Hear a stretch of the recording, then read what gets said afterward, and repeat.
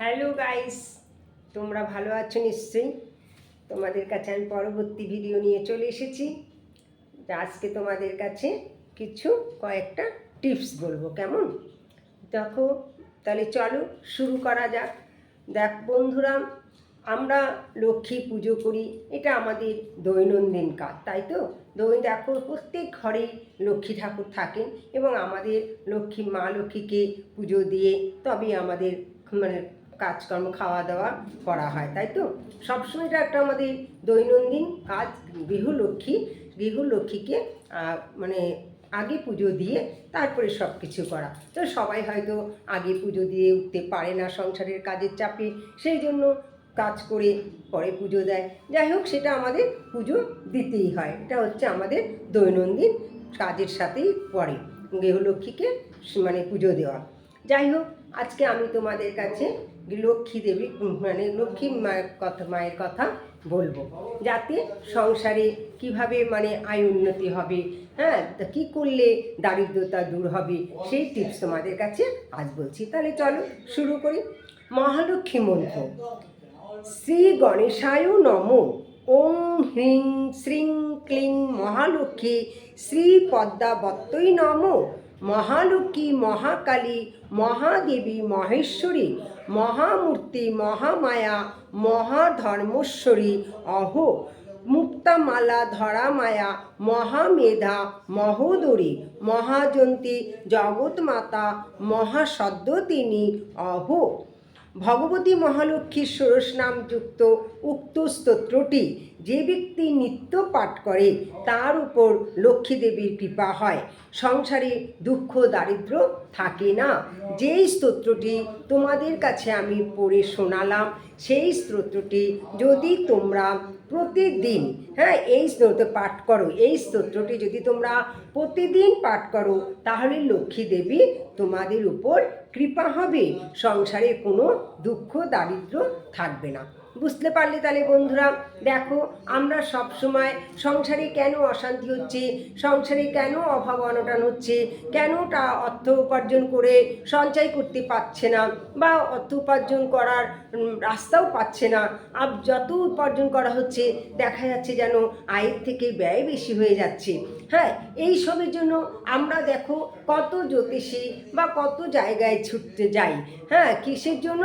যে আমাদের যাতে এই অসুবিধা থেকে দূর হতে, অসুবিধাটা কী করে দূর করা যায় বা সমস্যার সমাধানের জন্য আমরা তাদের কাছে যাই। কিন্তু দেখো বন্ধুরা, আমাদের হাতের কাছে আমাদের সামনে অনেক কিছুই থাকে, সেগুলো কিন্তু আমরা দেখি না, মানে আমাদের চোখে পড়ে না। আমরা হঠাৎ করে যখন আমাদের কোনো সমস্যা হয় তখনই আমরা কি করি, আগেই চলে যাই জ্যোতিষীর কাছে। মানে সেই জন্য আমাদের আগে সবসময় নিজেদের কিছু করতে হবে। নিজেরা যদি কিছু করে যদি সেখান থেকে তোমরা উপকৃত হতে পারো, তাহলে হয়তো আমার মনে হয় না টাকা খরচা করে, পয়সা খরচা করে মানে অন্য কারোর কাছে গিয়ে সমস্যার সমাধান করা। হ্যাঁ, এবার দেখো, অবশ্যই তো লাগবে না যে তা নয় তাদেরকে। যখন দেখছে আমার অনুপায় একান্ত হচ্ছে না, তখন তো আমাকে অবিকল্প পথ নিতেই হবে। কোনো ব্যাপার না, কারণ আমাকে তখন ওই পথ না নিলে চলবে না। কিন্তু তার আগে নিজেদেরকে তো চেষ্টা করতে হবে। তাই বন্ধুরা, তোমাদের যদি এরকম কোনো অসুবিধা হয় যে সংসারে মানে তোমাদের সংসারে যদি দেখা যায় যে দুঃখ দারিদ্র রয়েছে, হ্যাঁ, কাটছে না, অভাব অনটন রয়েছে, অর্থের অভাব রয়েছে, তাহলে তোমরা আগে এই লক্ষ্মী দেবীর মন্ত্রটা পড়বে। এটা মহালক্ষ্মীর মন্ত্র। এই স্তোত্রটি যদি তোমরা প্রতিদিন পাঠ করো, তাহলে তোমাদের সংসারে আর কোনো দুঃখ দারিদ্র থাকবে না, লক্ষ্মী দেবীর কৃপা থাকবে সব সময়। কেমন? তাহলে বুঝলে? আচ্ছা, এর পরবর্তী বলছি আকস্মিক সমস্যার সমাধান। হঠাৎ কোনো সমস্যা হলে সেই সমাধান কিভাবে করবে? যেমন দেখো, ওং নমো ভগবতে বাসুদেবায় অথবা ওং শ্রীকৃষ্ণায় শরণং গচ্ছামি। যে কোনো আকস্মিক সমস্যা উপস্থিত হলে বা আকস্মিক দুর্ঘটনা ঘটলে ঘর থেকে বাইরে যাত্রা করতে হলে, মানে ঘর থেকে বাইরে যখন যদি যেতে হয়, যখন যাও, উপরোক্ত মন্ত্র, যেই মন্ত্র তোমাকে আমি এইমাত্র বললাম, উপরোক্ত মন্ত্র তুলসী মালায় অথবা আঙ্গুলের সাহায্যে, মানে আঙ্গুলের সাহায্যে, যেটা আমরা জপ করি আর কি, আঙ্গুলের সাহায্যে 108 বার জপ করবে। এইভাবে 3 মাস নিত্য 108 বার জপ করলে সংসারে কোনো সমস্যা থাকে না, আয় উপার্জন বৃদ্ধি পায়। তাহলে কোন মন্ত্রটা তোমাদের বললাম?